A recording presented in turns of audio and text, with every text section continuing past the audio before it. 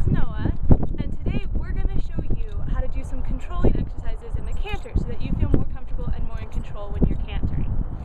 So the first thing to remember is that your seat is very important in the canter, and the more you let it move, the more you'll encourage your horse to move. The more you restrict your seat, the more that you will hold your horse back.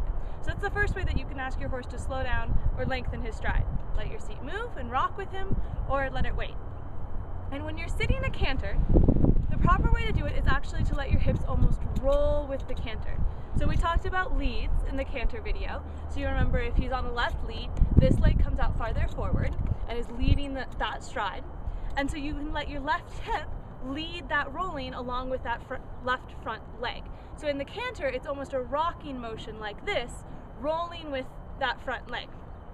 And you can feel almost like you're scooping into the saddle, and that will help you stay in the saddle, which will also give you a better sense of control because you're staying put. A lot of people will perch in the canter, which is not correct. So they'll sort of not want to put their butt in the saddle because there's all of this rocking motion going on, and that's understandable. It can be sort of rough, but it means that you can't then use your seat. So you want to make sure that your butt is firmly in the saddle and that you almost scoop down into the saddle to keep your butt while you're rolling with his stride. The next thing is, don't forget about your half halts. So remember that your half halt comes straight through your elbows. You're pulling straight back, sorry Noah. So you're going to pull straight back like this, and you can just do light half halts if your horse is getting too quick.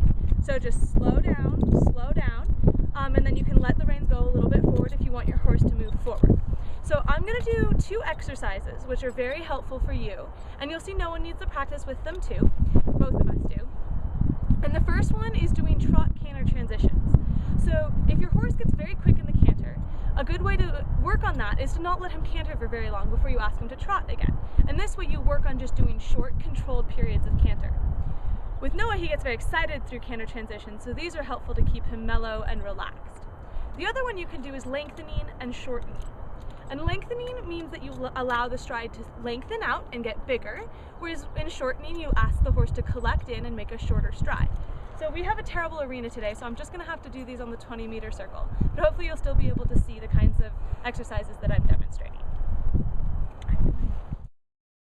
So even right from the beginning, you'll notice something that I do with Noah right here when he gets a little excited in the trot, which is I add an even smaller circle inside my big circle.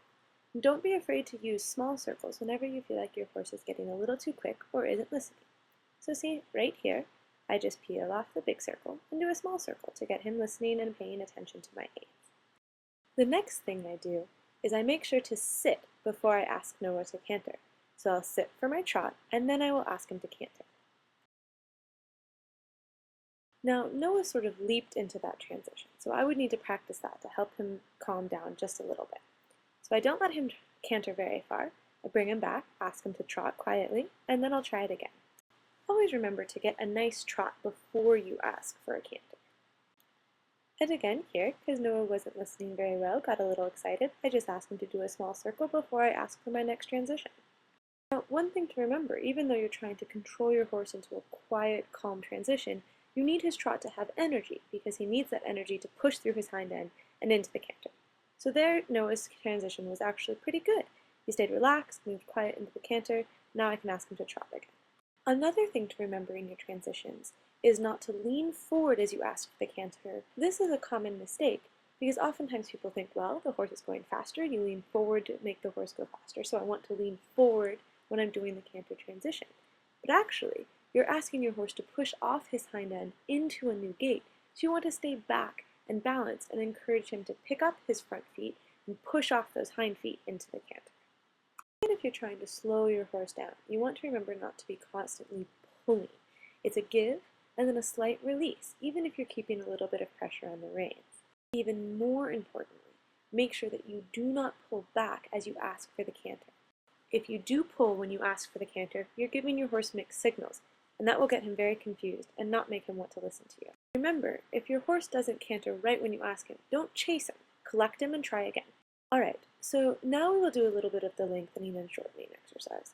So you start off fairly collected, asking him to be short and together, and then ask him to lengthen out here.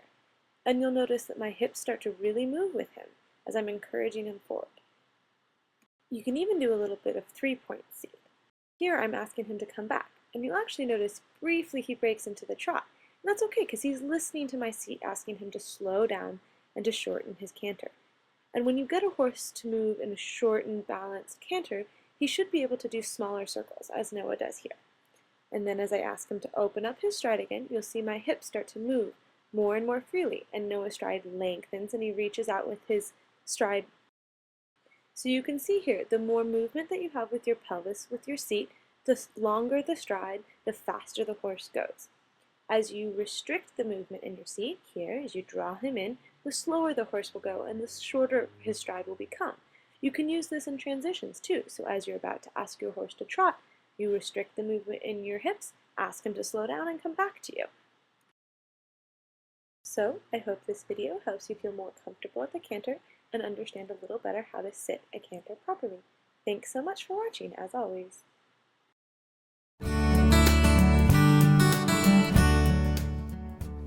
Thanks for watching this video. Help My Daughter Loves Horses. Check out our website for more.